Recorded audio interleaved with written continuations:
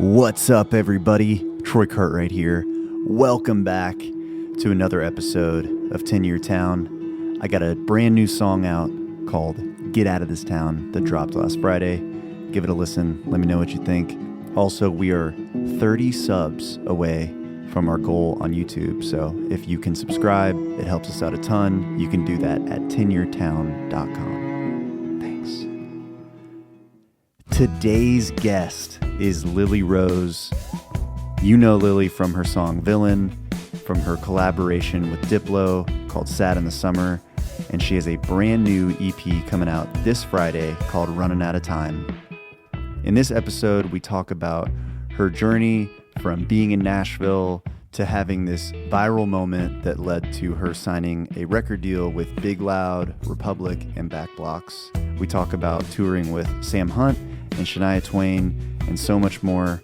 I know you guys are going to love this episode. So without further ado, here she is, Lily Rose. I don't know. Yeah, I don't understand TikTok, but that's okay. Definitely don't understand it now that all the music's gone. That's for sure.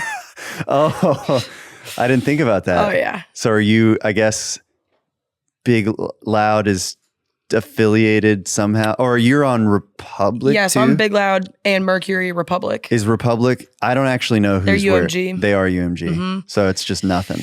Yep, it's been nothing since February 1st, but Big Loud actually, they just signed a distribution deal with them. So every Big Loud artist, not just me and Morgan and Dylan Gossett, everyone's down. Dang, that's crazy. Hey, we bob and weave. You'll figure it out. Always. It'll be fine. Always. People are doing, they got Instagram. Yeah, I mean, they got Facebook Reels. Yeah, those are kicking. And YouTube Shorts too. It's wild. It's not just TikTok, but dang, that's so crazy. I didn't even think about that. Obviously, it's making it harder to promote songs, but also everybody understands. They do. Yeah, it's kind of one of those things that you hope Sony and Warner hop on board too. So it's all of us taking a stand. Yeah. But right now it's just all the UMG kids that are distroed through UMG or signed to them, and dang, we pivot and try to make some comedy out of it. Yeah. But just screaming into the void or something instead. Yeah, make a smoothie and be like, "You guys want to hear my new song?" Just kidding. You can't. You can't. Dang, that's crazy. Yeah. Well, I always start this thing off with the same question. All right. Which is, how long have you been in town? I've been in town just about 8 years. Awesome. Where from? I moved from Athens, Georgia. So nice. Go Dogs. Go Dogs, man. Go Dogs. But it would be 13 years, but my very wise father was like, "I'm not paying for you to go to Belmont and learn how to be an artist and a songwriter." He was like, "Let's just see if you really want to stick with it and live a little life and figure out how to be that in Athens, Georgia." It's it's not an industry town per se, but it is a music town, and great venues there. So I did 5 years of figuring out what set list works, how to get people in a room, That's awesome. And doing that. So been in town for 8 years. Were you, when you were in Athens, were you doing bar gigs, stuff like that?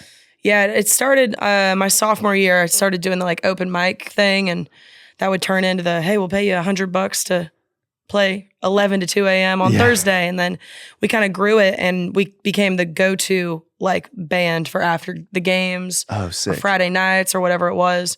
And then from there expanded, and I was self-booking 80 to 100 dates a year on this side of the Mississippi. So love it. So when I got up here, it was just kind of, let's do the same thing, but try to get a pub deal at the same time. Yeah.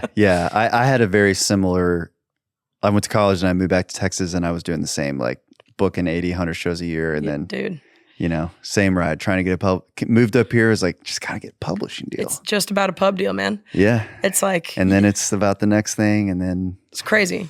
It is, it's not for the faint of heart, but when you do have that little moment of a pop, it's like golf, it's keeps you coming back, dude. Keeps you coming back. Yeah. But, so when you were down there, were you mostly playing covers? Were you sneaking some originals in there? What was going on? It was pretty 50-50 even. You know how it goes of when you're booking shows, booking a hard ticket or a coffee shop or something like that when you're nobody is expensive, especially if you have a band. Yeah. So we would most of the time supplement a lot of the income by doing the cover shows. Yeah. And try to do hard ticket or, be the opener for the opener at a 100 cap room kind of thing. You just want exposure and people to listen to your stuff, buy your EP and stuff like that. Yeah. But yeah, we did a lot of the cover shows. I still joke with my band. I'm like, when we should just go and book one night, like after a headlining show, and just go and like rip breakers in Columbia, South Carolina or something like that.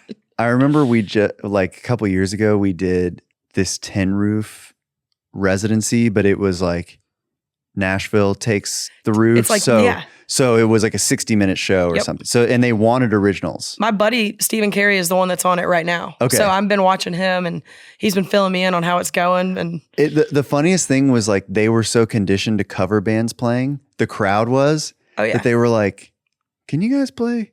Do you remember this?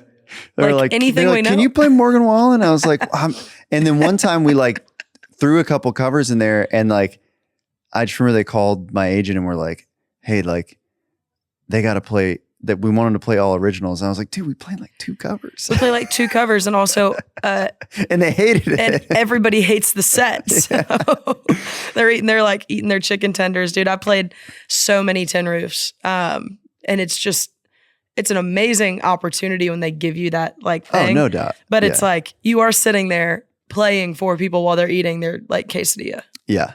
And like their sliders from Tin Roof. Yeah. But it was fun because I felt like along the way, this was like when I was first sort of just had some songs working, but nothing crazy yet. Yeah. But then like there would be a handful of people there and they were like, we love Hung Up on You or whatever. Of course. And you're like, all right, cool. We're getting somewhere. Yeah. I mean, that's like all you can hope for. Yeah. Like at any level, is that you're just like, oh, dang, I gained a fan today. Yeah. One at a time. You think that this industry is not about plateauing, and you don't get to hang around if you plateau. So if there's an upward tick in any capacity, it keeps you going. Yeah, no doubt. So you move here after college, I guess. Yep. What was that like? Like, did you know anybody here, or did you just not a soul jump in? Yeah, definitely just jumped in. I always knew that I wanted to be a songwriter. I was really inspired by the Meghan Trainors, and even, Hardy is now probably the new generation's answer of let's write a ton of songs for people and get our name out there in town. And then maybe I'll get a record deal after the pub deal. So I was always really inspired by that. And it was kind of between LA and Nashville. And then Sam Hunt put out that Between the Pines mixtape in 2014. And I was like, oh man, if that's what country music is about to turn into, I have to be in Nashville. Yeah. Like no split time, no 50-50. Yeah. Pop is being integrated into it. So yeah, I moved up here, didn't know anybody. And I would just go, the best advice I heard was just go to Whiskey Jam. Yeah. Go to Whiskey Jam, meet people, hang out. And I went one night by myself and bumped into a mutual friend of ours, Kyle Clark. Yeah. And he had just signed at Sony. It's probably 2 years into me being here, 2018. And he had just signed at Sony, and he was like, hey, I actually have a slot open like next week, like with another girl who doesn't have a pub deal, and she's from Georgia. Do you want to write? Yeah. It's like, hell yeah, I'm about to write on Music Row for the first time. That's sick. And we wrote Villain. Wow. It was really cool. It was like my first time writing on Music Row, and all of that ended up being the song. But yeah, I still thank Ward every day. I'm like, dude, thank you for putting together a space for people that don't know anyone to come and just exist. Yeah, absolutely. All right, well let's bookmark that for in a second. Yeah. But going back to moving here, how did you survive? Did you just work some odd jobs? Or? Oh yeah, I'm probably the queen of odd jobs. Yeah. I bet you it's probably been around 18 to 20 jobs I've had since college while I'm trying to make this dream come true. Dang. But when I moved up here, my first job was Under Armour at Opry Mills Mall. And then went across the hallway and also was working at American Eagle and Aerie. So I was working all 3 of those spots. Dang. Stocking shelves overnight and working the 5:30 to 10:30 a.m. shift so I can go write at 11 a.m. with whoever would write with me. And that's awesome. It's really cool, And while I was doing that, just meeting more and more people. And it's the coolest thing ever of how your web kind of expands in the writing community if you don't have a publishing deal. Whereas if you get invited to one session and it's just a 3-way, those are 2 people that hopefully invite you to the next write that they have with another new person. And that's kind of how I formed my little group of Matt Morrissey and Lauren Hungate and Mackenzie Carpenter and I. We all just were like, hey, let's just keep writing together. And we all, high tide raises all ships kind of thing, which is amazing. Yeah. So yeah, it took me a long time. Definitely a year and a half to 2 years of working odd jobs and all of that before I started writing 2 or 3 times a week, co-writing, To kind of like, I think, one of the purposes of this podcast is just like for people moving here, thinking about moving here to understand, like it just, sometimes it doesn't, but almost always it takes a while, even just to find your crew. Yeah. And the people that, you really vibe with, that you feel like have similar goals. It kind of reminds me of like, I switched high schools. Yeah, me too. And so like the first group of friends I made at my new high school, like weren't actually my forever friends. Sure. Yeah. And like, but that was okay. That was okay. And it took me a while to kind of find my people. And 100%. And I think the beautiful part about it is when you do find your people, they don't have to be your like consistent in your day-to-day life. Because Matt, Lauren, Mackenzie, and Micah Carpenter, her brother, and I, we were all writing at least once a week together, if not 2 or 3 times. And now, we all have publishing deals. Yeah. We try to get together and write once a quarter. Yeah. Matt and I write like once a month, and they're still my people. And we all understand that, or it's like, we are all still rooting for each other, but we all know that we're in different spots right now.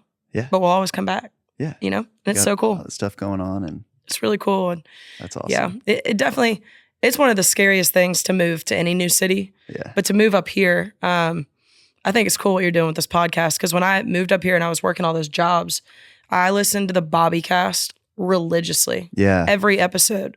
Because, excuse me, there was nobody that was doing long form interviews, hearing about how hard it is to make it in this town. Yeah. You get little blips, and you also have people like my friend Kelsey Ballerini and stuff like that 17 years old, Taylor Swift, they're there. Yeah. And what you don't get to see or hear about is Dan Smyers stealing food from a hotel lobby and living in a tent inside his living room with a heater because they couldn't afford heat or food. Yeah. And the Bobbycast was doing that and did that for me. So what you're doing with this podcast for the next generation is sick. Oh, thanks. I don't know if I would have kept going if I didn't know that other people had struggled, Yeah. So it's sick.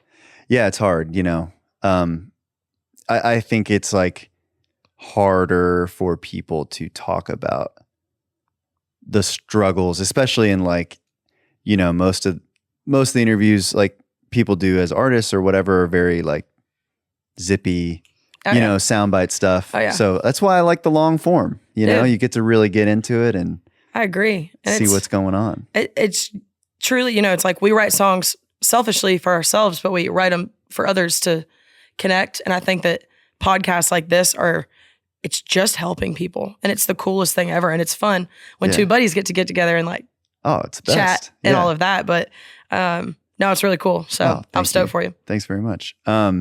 So you are writing with, these people, and I guess like this villain thing happens.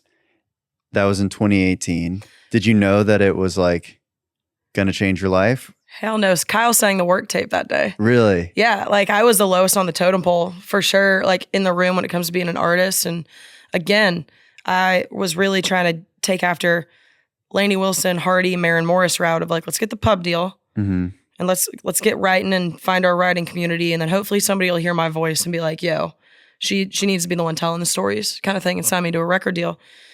So Kyle was the only one with a pub deal in the room. Mackenzie Carpenter can sing her tail off. So I was like, okay. Kyle sang it, and that was 2018 and maybe 2019. And I sat with that song for about a year and a half and finally hit up Matt Morrissey and was like, hey, do you want to produce this? I want to release this song. Yeah. Kyle gave me the green light, and we had that master done by November of 2019. Then COVID hits beginning of 2020. Yep. And as we were just talking when I walked in, like, I'm 30 right now, so I felt way too old for TikTok. Yeah. I was 26, 27 at the time, and I was like, I'm not downloading TikTok to watch or to perform on. That's for kids, Gen Z and all that. And then I saw Priscilla Block and Andrew Janakis both get record deals with posting songs that went viral. And I was like, well, I think I've got a good batch of songs. Yeah. Let's give it a try. Posted probably 15 demos on there. And I mean, I didn't have any followers to begin with. The first day I was like, hey, if I get 50 followers on TikTok, I'll release the rest of this demo. I got like 38 followers.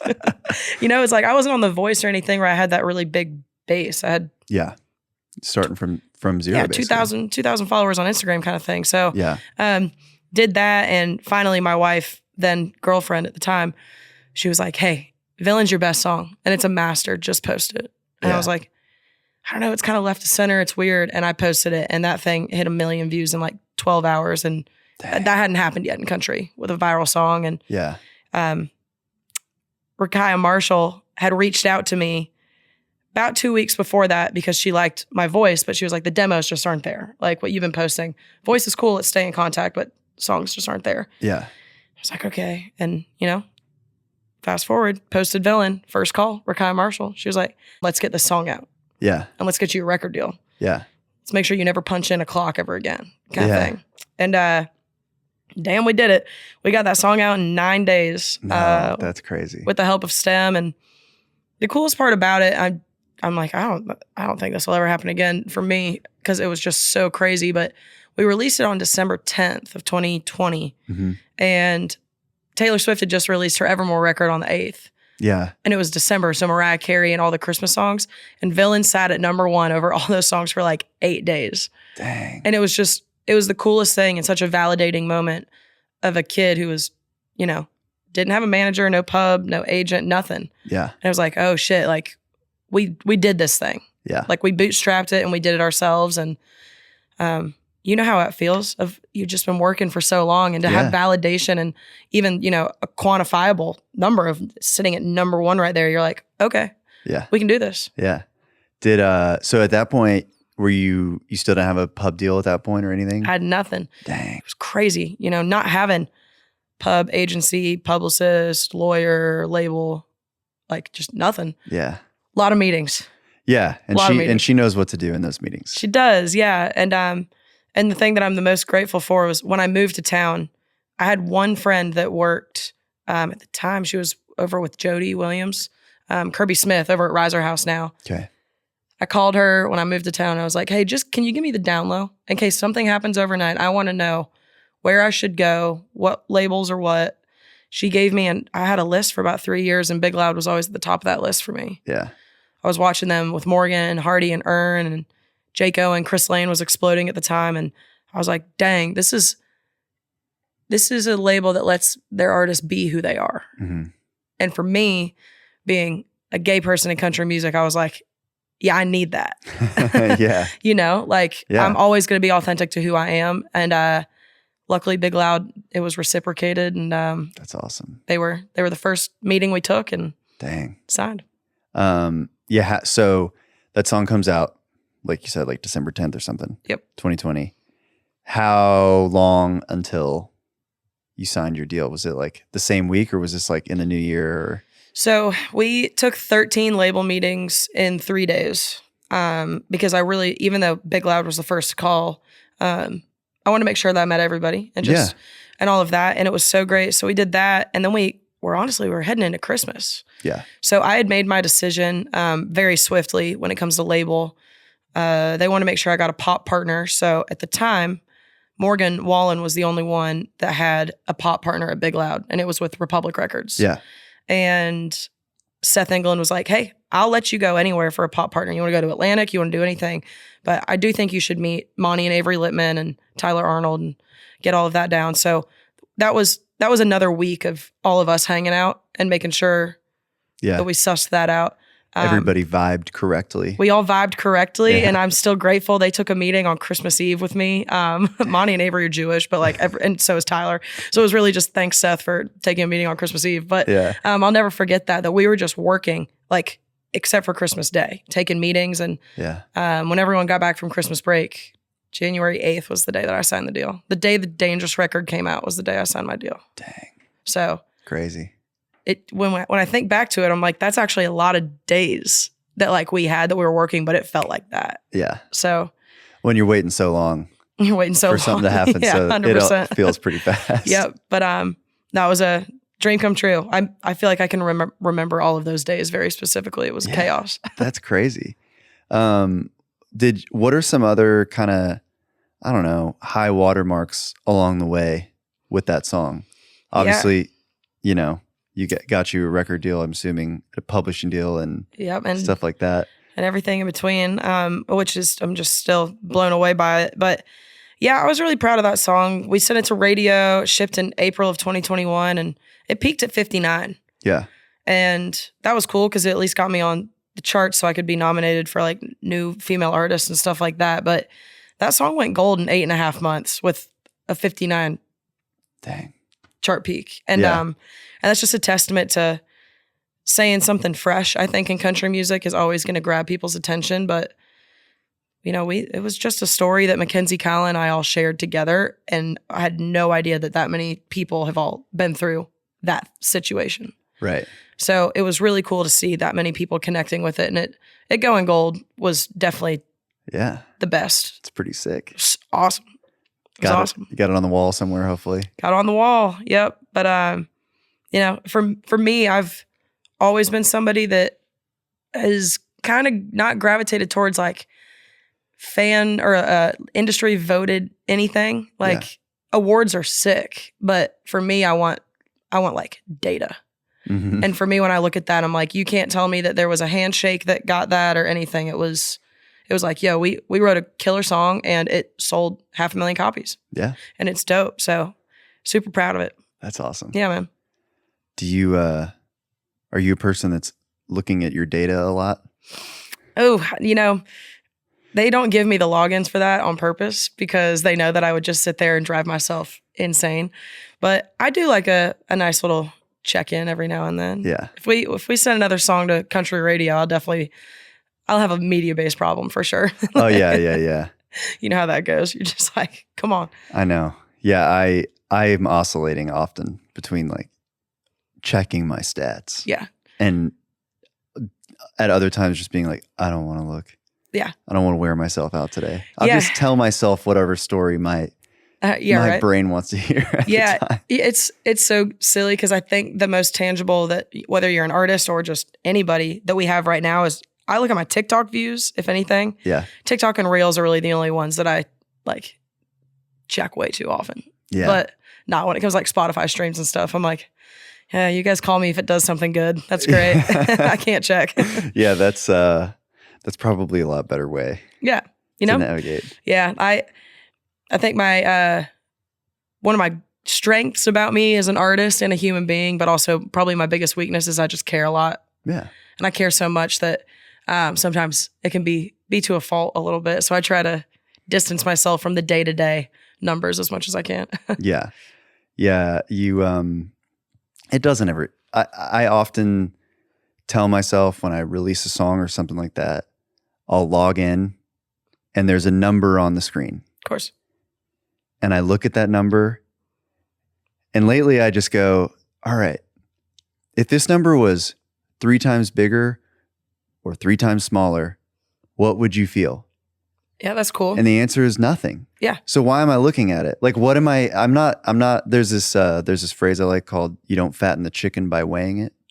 You ever heard that? I love that.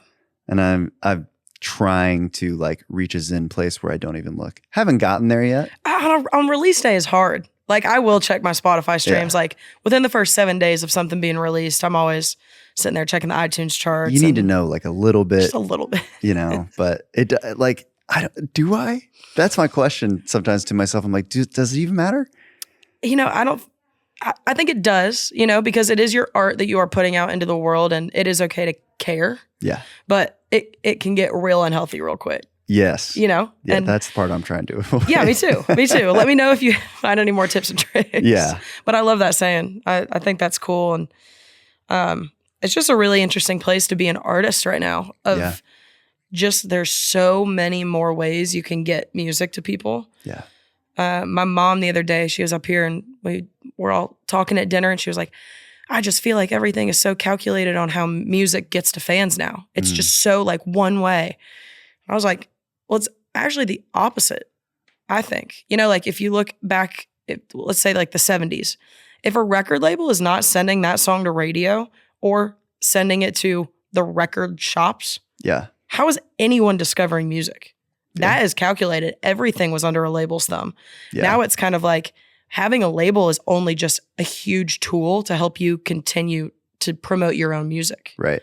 You know, and that's how people like you and me end up on a how do you go viral panel at CMA Fest, which the answer is we still don't know.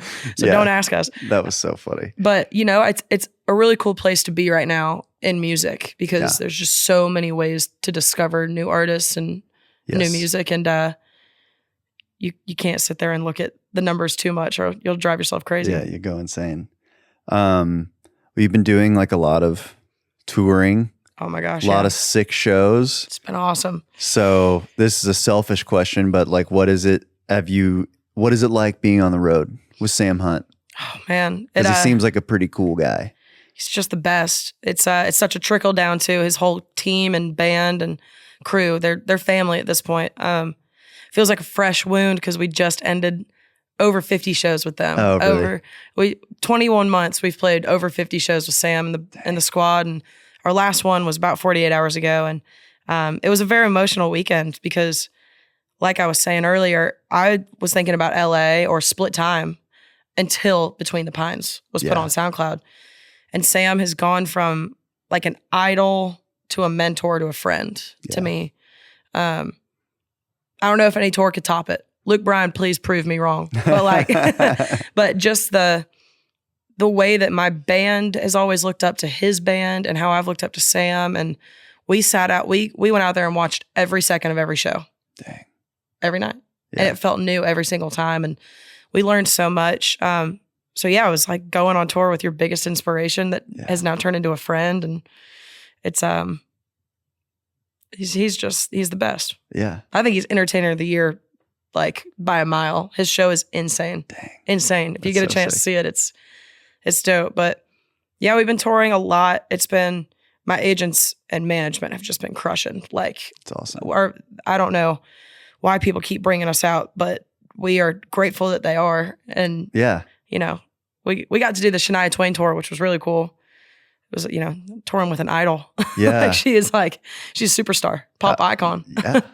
And so it's been cool. We've had really, really, really generous people that are willing to help the next one in line and bring us out. I love it. It's amazing. Yeah. Do you have any sort of like, I feel like touring, you get to some city, you never see the city. Oh, dude. Have you tried to mix it up? Sam was even telling me the other night, he was like, y'all are so good at going out there and seeing the cities. Yeah.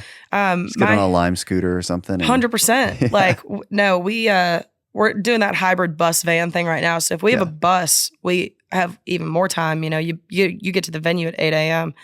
But we try to go out there and see at least a bar in the afternoon every time. But it's so cool because you can just sit there and, you know, that's a bar I'll probably never go to again. Yeah. When you're first of three, like we're not clocking in until like 4 o'clock every day to set up and then get on stage. We clock out at 8:30. Yeah. It is it's party time. So we definitely try to go and see the city. That's because we know if we keep growing, you're not always fortunate enough to do that. And that was one of the really fun things being on the road with Sam is his crew. They're big optimizers too of like, hey, we're in Green Bay. Let's go to Orlando. Yeah. Hey, we're next to a Six Flags. Let's go rip some roller coasters. Like, and so it was really fun just getting to do all those activities and see the city with all them too. Yeah. It's dope. I love that. Yeah. I try and make sure we go see something. Yeah. But it's hard. And sometimes you're in like some random town. Like Ritztown, Ohio. We just did a run up the East Coast. So we did some stuff. Yeah. We went and Where'd you go? We were in DC, so we went to was it the Lincoln that we went to? Heck yeah. Lincoln Memorial. Oh yeah. You know, just touristy stuff. Why not? But it's cool for a reason. It's so dope. You know, then we went to New York and then Boston. And then I went to college in Boston. Where'd you go? Went to Berkeley. Oh. Yeah. Dude. Yeah. Good for you. Music nerd. Music nerd, man. So yeah, I was just like, this is a bar I used to go to, and 100%. it burnt down my senior year, and now did it's a sushi restaurant. Dude. So I don't know if it's really that interesting No, I mean, to everyone else, but it was good for my soul, you know? I love Boston. My dad's whole family's from up there, so we're like diehard Sox, Celtics, Bruins fans. Oh, that's awesome. Diehard. Yeah, Boston is an amazing sports town. It's just a great place to go to college. Yep. Good, nice size. Yeah. You know, it's big.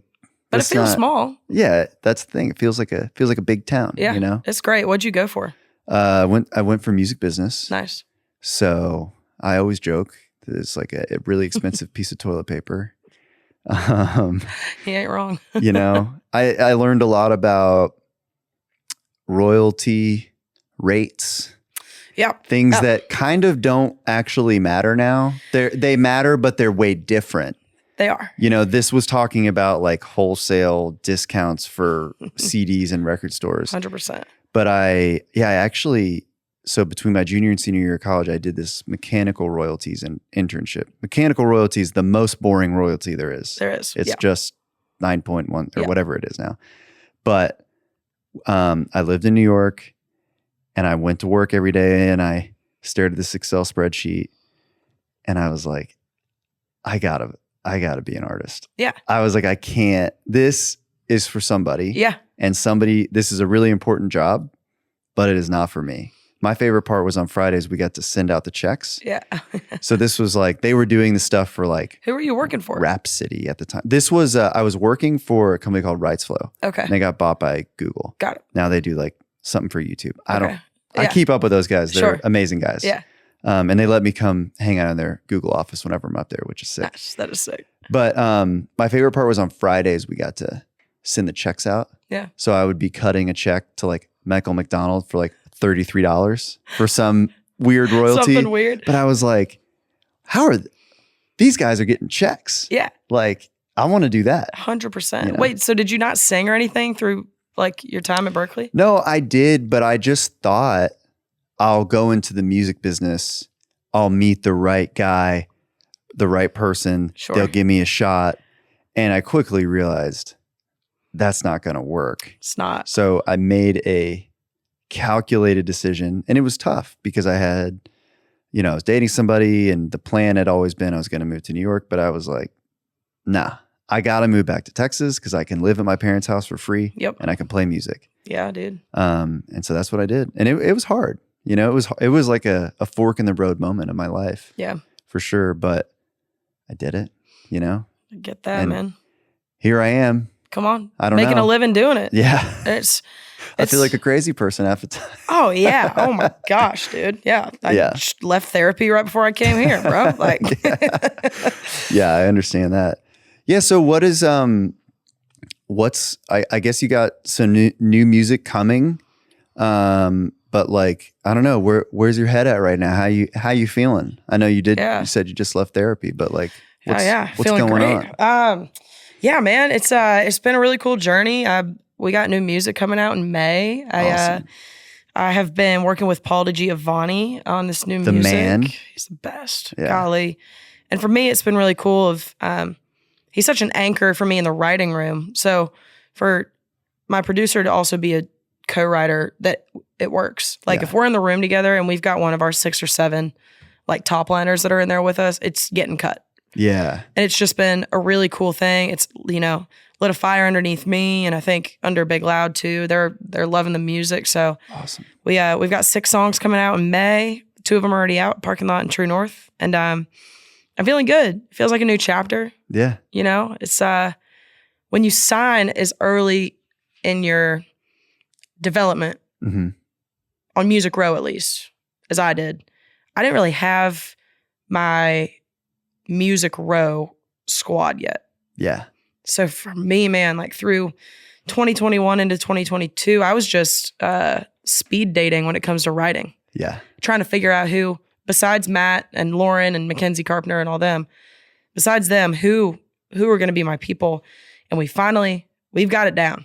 We've nailed it down. And it's about 20 songwriters that you'll see when we finally put out the full record. Yeah. Hopefully this year.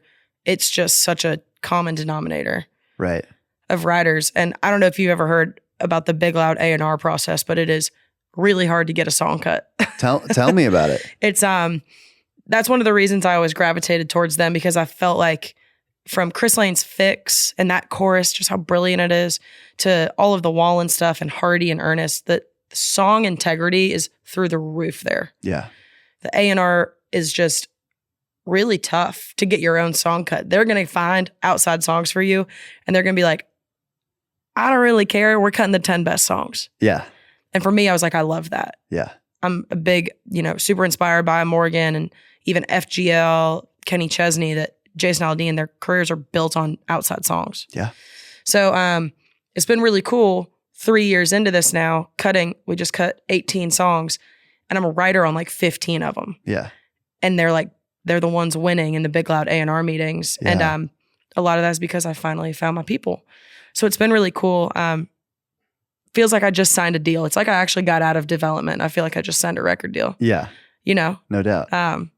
Because we did a lot of things out of order with Villain going viral. So yeah, cool. yeah. It happens. Dope. It happens fast. Yeah. Yeah. It's so crazy when you first like catch a little fire on Music Row, whatever that looks like. Like for me, it was just getting signed. I didn't have anything going on. Yeah. Public facing. But it is like speed dating. Yeah. You run through and I even looking back on it, it's like I didn't even realize what was going on half the time. Me neither. And like you're writing with these huge writers, and it's like, you just don't even know what to expect. And I think one of the hardest things is actually like, as the artist, when you're writing with big writers and new writers, is like making sure that you're getting out your thing. Yeah. And that can be really hard, because if you don't know, it'll just sort of like, I say like the thing is slanted towards the middle. Yeah. So when you don't know what to do, I feel like things just kind of end up being like more middle of the road, whatever that is. And there's nothing wrong with being middle of the road if that's what you're going for. Of course. But it took me a long time to just sort of figure out kind of what you're describing, finding my people, and then also finding what I wanted to say. Yeah. Because nobody can tell you what you want to say. They can't. And, oh man, we just have the best songwriters in the world. So I'm grateful anytime I can get in the room with anybody in this town. But the true thing that when I look at my like 20 that are like on this record, and the ones that are on bus runs with me and like all of that, that we just click, they all are like, well, how would you say it? How would Lily say it? And that's a huge thing of having that balance in the writing room of somebody is like, hey, you're the one that's going to have to say this all the time. So how would you say it? But also not just being a yes man to the artist in the room. Yeah. And it's a dance. Yeah. And when you're such a easygoing, likable person, that I'm sure it's like hard to like speak. Not I don't know if that makes sense. It's like, is it hard to speak up for yourself sometimes?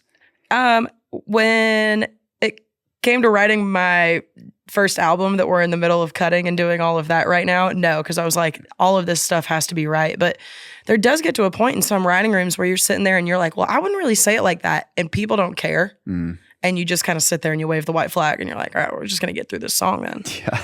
And what I've learned is all of the co-writers like Blake Pendergrass, Paul, Andy Albert, Emily Wiseman, Seth Ennis, the list goes on, Traney Anderson, those people look at me as the guide in the writing room. Yeah. Of like, hey, if we're writing this for you, how would you say it? Yeah. We're trying to say this generic thing, lily it up. That's Paul's favorite thing. He goes, lily it up. That's cool. And it's so refreshing when you finally get in a room with people like that, that respect that like, this is you're the face of this song. Yeah. So like we gotta make sure I like how it's being said, kind of thing. And it's just, you can tell that those are the songs that are getting cut. I don't get to choose what I cut. Yeah. Like it has to be a unanimous Seth England, Rakaya Marshall, Sarah Kanabe, Paul and I all have to be like, yes. Yeah. And I think there's a common denominator there, and it's trusting each other in the writing room, Yeah. That's so cool. Which is dope. Yeah. That's cool. That's really special. Yeah. I've heard, legend of the Big Loud A&R process, but I've never heard someone really talk about it. Yeah. And it's cool too when you turn songs in, they go to Big Loud has like a big A&R meeting on Mondays. Yeah. And they like rate the song. And it's really cool to just kind of see what your A&R team is rating your songs. Yeah. It can be humbling sometimes. Oh, I bet. But when you feel good about one, and you have that gut thing, it's always nice to come back and see that other people feel the same way. Yeah, and get that validation, But that's not really like an artist-facing thing. They just do that. Yeah. Especially for pitch and stuff like that. But it is a really good feeling when you walk in and you're like, hey, what songs are we about to cut in the studio in 4 days? And your songs that you wrote are the ones that are winning, Yeah, at the top of the list. It's great. It feels good. And it's a very new thing for me. I have some of my favorite songs are the outside songs I've cut. Like, I Don't Smoke is my favorite song to perform. That's Breland, Michael Tyler, and Lalo. Like, I've been really lucky to be pitched really Lily songs. Yeah. So they feel like mine. That's cool. It's cool when you got, your hand in both the pots. Oh yeah, no doubt. Well, you've had such a, I don't know, interesting journey. I think it's pretty unique. If you could go back to younger you, just moving to town, what kind of advice would you give to that person? Yeah. I think I would give myself the same advice that I actually took from someone. And it's like, go to the whiskey jams, go to bus call and all of that stuff, that's free. Why Not Wednesdays and all that. You never know who you're going to meet. You never know. But I think I would tell myself, hey, you have got to just write songs that feel like you. Genre doesn't matter. Just write what feels right. Yeah. And find good people. Find it's easy for people to root for you when you're on top. Find the people that you truly, and I'm so lucky that I have this, are still rooting for you when you're not the shining star at the moment. Yeah. Totally. So, yeah, I mean, you're real friends, real friends, real champions. It's really easy to be like, oh, I'm going to choose that team member, that thing, whatever, when you're, the hot commodity and the shiny new toy. But you want them to still feel that same way when you might be taking a year to figure it out, No doubt. And, definitely would share that advice. And I'm lucky enough that it happened for me. So, yeah. No, I mean, it's, I remember when I hit let's call it a valley in the journey. Yeah. I think it was one of the first people that called me was Win Varble. And he's like, some people go through this, and like, it just gave me a bunch of examples of people who'd been through something similar to me that had gone on to have great success on the other side. Sure. And he didn't have to do that. Yeah. But I remember that. I'll always remember that, and there's a ton of other people like that, Absolutely. Yeah. I'm definitely right now super grateful for people like Sam Hunt and Shania and anybody that is willing to give me advice or teach me anything. And it's humbling when you're sitting there because you're yourself. You don't have this outside view of yourself. Right. So for me, it's like, yeah, it's cool that I'm playing arenas and I'm putting out music and doing all of this. But for me, I'm still like, I haven't made it. Yeah. I want so much more out of this life personally, out of this career professionally, and all of that. So it's really cool that sometimes I forget people ask me for advice. Yeah. I'm like, what are you doing asking me for advice? Don't ask me for advice. And it's always humbling because you don't look at yourself that way. And I think helping the next one in line is the best part about this town. Yeah. Because absolutely. It's what keeps it Nashville, Yep. Which is dope. Well, it's a special community. It is. I always say, like, I don't think it exists. I'm sure it exists in some form in LA or New York or wherever, Atlanta, but I think Nashville is super special. Oh man, you can feel it when we're out at the ACMs in 3 or 4 weeks and you've got all of Nashville out there. It's like they ain't doing that in New York or LA. You know, it's like we get out there and it's just family. Yeah. And like you can be a big, loud artist and a Universal Publishing writer and all of that. And, you know, Chris Lacey from Warner's hugging you and all of that. There's so much less ego, and it's such a, hey, there's room for everyone. Yeah. You know? It's a big family. It's cool. It's not sports. You can't like the Red Sox and the Yankees. But you know, and it's that's why I love this town, man. Yeah. It's killer. It's amazing. Well, thank you so much for being here. Dude, thank you. This is awesome. I appreciate you. And that's it. That's the pod. See you later. Thank you so much for listening to this episode of 10-Year Town. If you're still listening, you must have liked it. So we hope that you will leave us a rating or review on Apple or Spotify, or give us a subscription on YouTube. It's all free. Don't cost you nothing. But we appreciate you being here, and thank you for supporting the 10-Year Town community. See you next week.